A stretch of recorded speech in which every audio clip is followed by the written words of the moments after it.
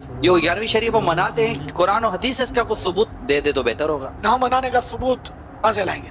یعنی کسی چیز کا منع نہ ہونا یہ اس کے جائز ہونے کی دلیل ہے۔ حضرت سیدنا عبداللہ ابن مسعود رضی اللہ تعالی عنہ فرماتے ہیں وَمَا رَآهُ الْمُسْلِمُونَ حَسَنًا فَهُوَ عِنْدَ اللَّهِ حَسَن، اور جس شے کو مسلمان اچھا سمجھے وہ اللہ کے یہاں بھی اچھی ہوتی ہے۔ اب یہاں کون سے مسلمان اچھا سمجھے؟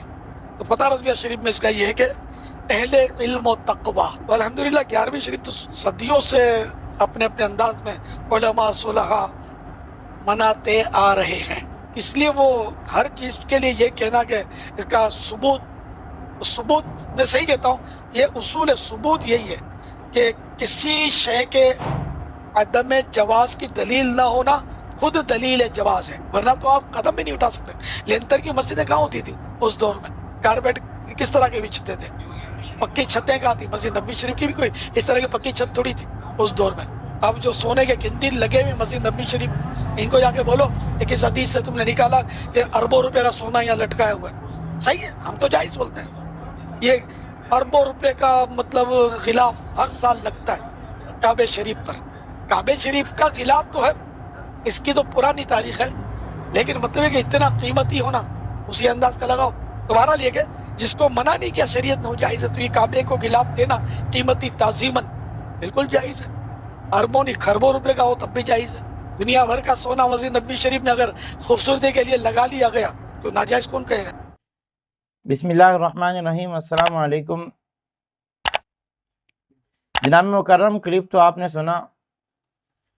یہ کہہ رہے ہیں کہ جو چیز قرآن و حدیث میں نہ ہو اور اس کا ثبوت وہاں سے نہ ملتا ہو مگر وہ کام ٹھیک ہو، اسے کر لیا جائے تو کوئی حرج والی بات نہیں ہے، اور کسی چیز کا نہ ہونا یہی اس کے جائز ہونے کی دلیل ہے۔ یہ سراسر غلط ہے۔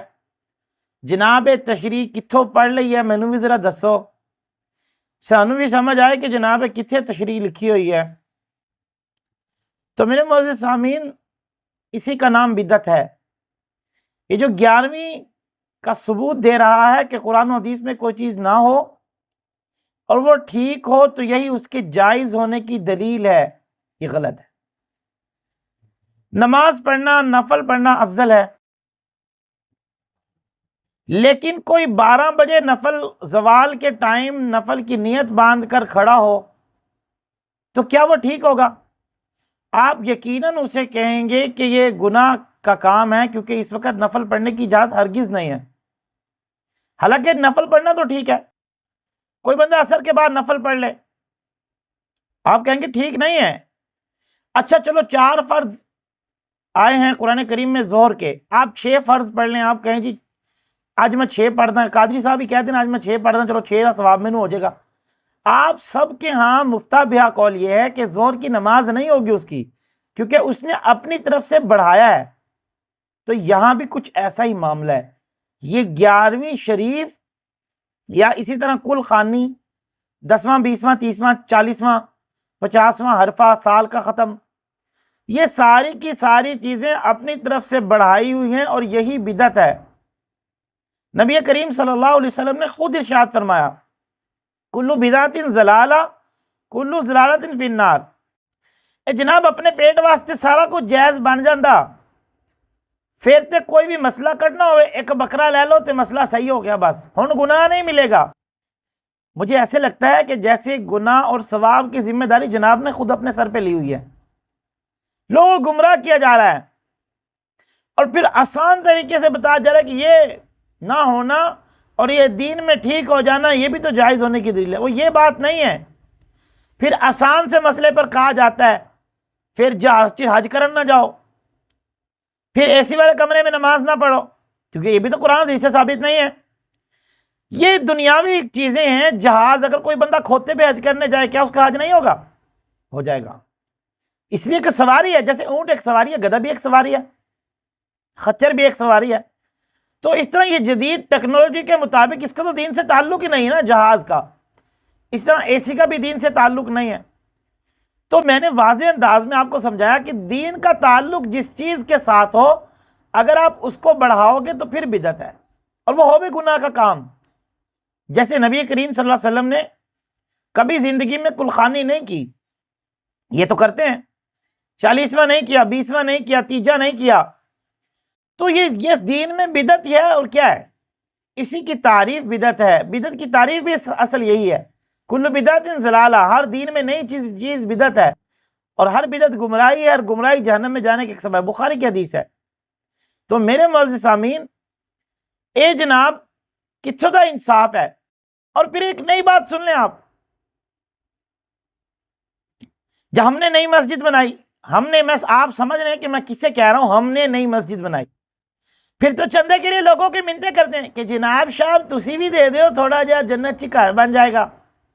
ٹھیک ہے، جنت میں گھر بنتا ہے، جب ہوگی نا مسجد تیار، پھر اس کا بھی آنا منع ہے، اور اس کا بھی آنا منع ہے، اور فلاں کا بھی آنا منع ہے، اور اس میں دین کی بات کرنا بھی منع ہے۔ کیوں؟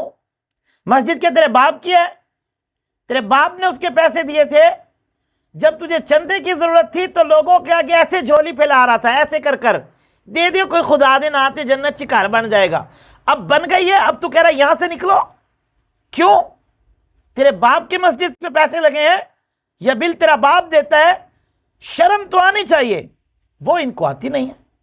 وہ اس لیے نہیں آتی کہ ان کو وہی عربی کا مقولہ اذا فاتک الحیاء فاصنع ما شئت، جب انسان کے اندر حیا ختم ہو جائے پھر جو چاہو کرو۔ جدو کام سی وہ کھوتے نے اپنا پیو بنا لیا، جدو کام ختم ہو گیا تو پھر جناب ملا جی چوڑے ہو کے بہ گئے نے، پھر آگے چوڑے ہو کے جی ساڈی مسجد ہے، اتنے کوئی نہیں آئے گا، اور تیرے پیو دی مسجد ہے۔ تو میرے معزز سامعین ذرا سوچیں تو صحیح، ہم کیا کر رہے ہیں؟ ہمیں چاہیے تھا مسجد بن گئی، جیسے مشترکہ امت کے لوگوں نے چندہ دیا، ہم کہتے ہیں آئیں کوئی بات نہیں، نماز پڑھیں، اللہ کا گھر۔ نبی صلی اللہ علیہ وسلم نے کس کو منع کیا مسجد سے؟ مجھے بتائیں، کسی کو ایک حدیث آپ اسلام نے مشرکین کے علاوہ کسی کو کہو، فرمایا انما المشرکون نجس، سورۃ توبہ کی آیت ہے، فلا یقربوا المسجد الحرام بعد عامہم ھذا۔ نبی علیہ السلام نے مشرکوں کو مسجد سے نکالا ہے، لیکن آج تم اگر کسی اور کو مشرک سمجھ رہے ہو تو جناب سنو، پھر سب تو بڑے مشرک تسی ہو، یہ میرا دعویٰ ہے، سب سے بڑے مشرک پھر یہی ہیں۔ اس لیے کہ نبی اسلام نے کسی کو مسجد سے نہیں روکا۔ ایک کافر بھی آ کے پیشاب کر رہا تھا مسجد میں، بلکہ کافر نہیں تھا، نیا نیا مسلمان ہوا تھا، صحابہ اکرام نے اس کو منع کرنے کی کوشش کی، آپ نے فرمایا نہیں، آپ نے اس کو بعد میں سمجھایا کہ یہ اللہ کا گھر ہے، کہ تسی مسجد نے اپنی جاگیر بنا لی، جدو ضرورت سی پہ لوکاں دیاں منتاں پیر پڑنے شروع کرتے سی کہ دیو چندہ دیو۔ تو بہرحال 11ویں 3 40واں کلخانی کوئی ثابت نہیں ہے۔ اگر یہ اپنی طرف سے بنائیں گے اور یہ جہاز اور اے سی کی مثالیں دیں گے، وہ میں نے آپ کے سامنے واضح بتا دیا ہے کہ ان کا کوئی تعلق نہیں ہے، وہ دنیاوی ایک باتیں ہیں اور دنیا کا دین کے ساتھ کوئی تعلق نہیں۔ تو میرے معزز سامعین، دعا ہے اللہ رب العزت ایسی گمراہی سے ہم سب کو محفوظ فرمائے۔ وآخر دعوانا ان الحمد للہ رب العالمین۔